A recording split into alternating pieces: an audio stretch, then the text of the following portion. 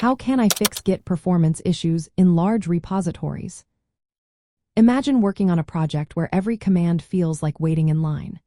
Large repositories can slow down your workflow, making simple tasks take longer than they should. If you've noticed cloning, fetching, or switching branches taking forever, you're not alone. Big repositories with thousands of commits, huge files, and many branches often cause these delays.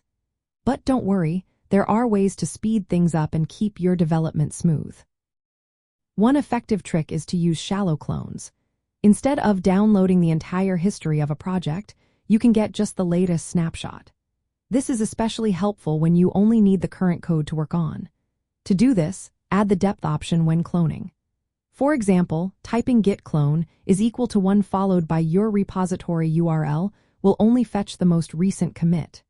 This reduces the data transferred and speeds up the process significantly. Another handy method is sparse checkouts. This lets you check out only specific folders or files you need for your work. Instead of pulling down the whole repository, you can limit what's checked out, saving disk space and time. It's perfect when working with large monorepos where you only need a few components. Partial clones are also a great tool. They allow Git to avoid downloading large files until you actually need them. Use the filter is equal to blob, none option during clone to set this up.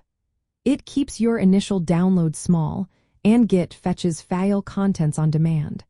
Just keep in mind, checking out files might requiring a network connection to fetch missing parts. Tweaking your Git configuration can make a difference too.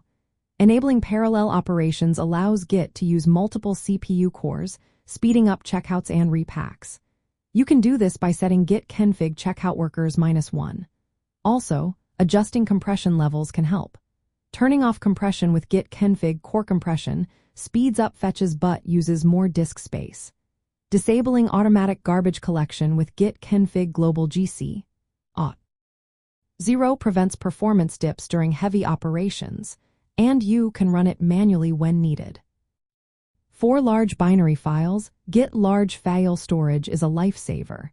It replaces big files with lightweight pointers, so Git doesn't have to track every change to those files.